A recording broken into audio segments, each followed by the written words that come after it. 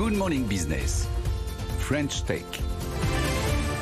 C'est vendredi, on remet un peu l'économie à l'endroit. C'est-à-dire qu'on fait de la finance. Tout à l'heure, on a fait des cargos à voile grâce à vous, Cyrielle. Maintenant, on va faire de la finance à but non lucratif, avec de l'argent qu'on donne à un fonds d'investissement. On est avec le président de Raise Sherpa, Noé Gersanois. Bonjour. Bonjour. Et vous lancez donc un nouveau fonds. Il s'appelle Feature. Expliquez-nous en quoi ça va consister, investir dans la tech sans rémunérer les investisseurs. Exactement. Feature, en fait, c'est donc le premier fonds, enfin en tout cas on l'espère, dédié à des startups tech, 100% sans but lucratif.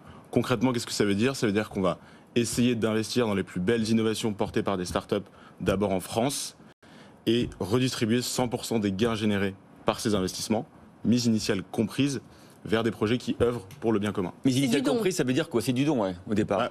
Très concrètement, c'est du don. En fait, on lève de l'argent, entre guillemets, auprès de donateurs, qui sont là pour la plupart des entrepreneurs qui ont réussi. Et on va investir ces dons au capital de start-up en espérant faire des plus-values. Et ces plus-values, on les reversera à 100% vers du bien commun. Cyrielle. Donc ils disent, pardon Cyrielle, je ne regarde pas où ça va, ou ils ont quand même un droit de regard sur là où va ce don ? Bien sûr, ils ont un droit de regard et un droit d'information. Nous, on les informe et on le fait avec eux s'ils le souhaitent. Mais effectivement, quand ils donnent à 100%. Vous rebondissez un peu sur l'actualité d'il y a 24 heures, sur le fait que le PDG, le père fondateur de Patagonia, aujourd'hui, a revendu, on va dire, ses parts de enfin, il les a pas revendus, il les dons justement à deux structures, effectivement, justement, à but non lucratif. Alors, ouais, on aurait adoré... Sauf que lui, c'est 100% pour l'environnement, la cause environnementale, ces dons. Ouais, exactement. On aurait adoré pouvoir rebondir de manière volontaire sur la news, mais effectivement, le timing est bien tombé.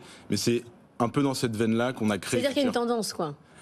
On pense qu'il y a des chefs d'entreprise qui ont envie de donner.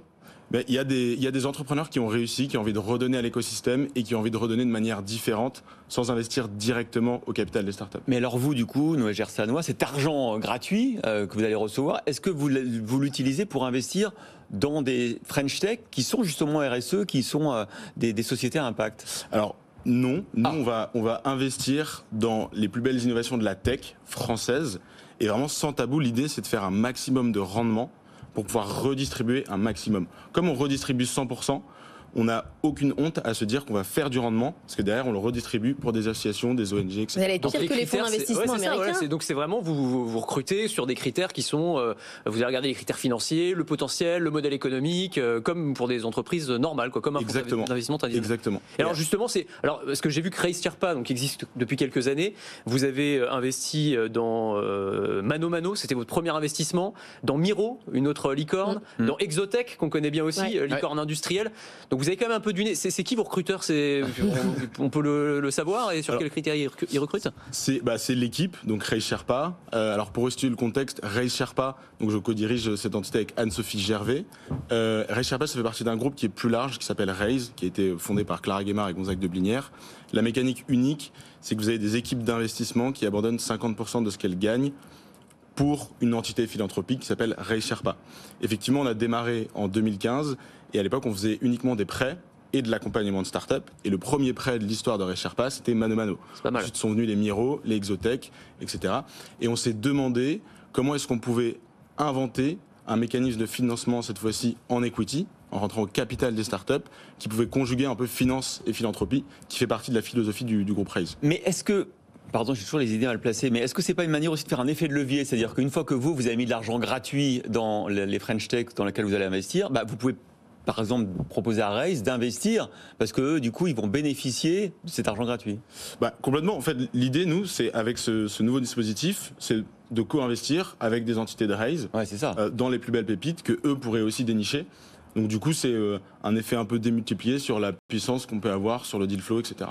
Est-ce que vous savez déjà dans quoi vous allez investir après les profits ? Il y en a déjà 6 sur les 50 que vous visez. Ouais, alors il y a 6 investissements qui ont été réalisés. Il y en a 2 qui sont publics, qui sont 2 entreprises. Une entreprise qui s'appelle Mocacare, qui a levé 15 millions d'euros. On les connaît. Voilà. Et sur le sujet de la santé mentale. Et une entreprise qui s'appelle Strapi, qui est un peu plus technique, qui permet aux entreprises de mieux administrer le contenu de leur site internet et qui a levé une trentaine de millions de dollars. C'est quoi le rapport des entrepreneurs avec cet argent gratuit ? Ça change rien par rapport à un investissement classique ou ça change tout ? En fait, c'est comme ça qu'on a voulu le concevoir pour les entrepreneurs, c'est de se dire, nous, on est comme n'importe quel investisseur sur leur table de capitalisation et pour eux, c'est quasiment indolore. En revanche, on vient avec des valeurs généralement avec lesquelles ils sont alignés, et donc ça nous permet de rentrer dans les tours un peu plus facilement. Et qu'est-ce que vous allez faire au prochain tour? C'est-à-dire quand vous aurez gagné de l'argent avec ces French Tech, quand vous aurez des dividendes, vous avez fait des profits, vous allez les donner ou les investir dans ONG. Est-ce que vous savez déjà dans quoi? Ouais, alors aujourd'hui, on a 3 thématiques qu'on a ciblées, c'est l'environnement, l'emploi et l'entrepreneuriat pour les publics fragiles. D'accord. Donc, on a 3 entités qu'on a déjà sélectionnées, mais c'est non exhaustif, il y en aura plus dans les années à venir et dans les mois à venir. C'est Time for the Planet qui cible l'environnement, Ouais. Singa qui cible l'entrepreneuriat pour les publics réfugiés,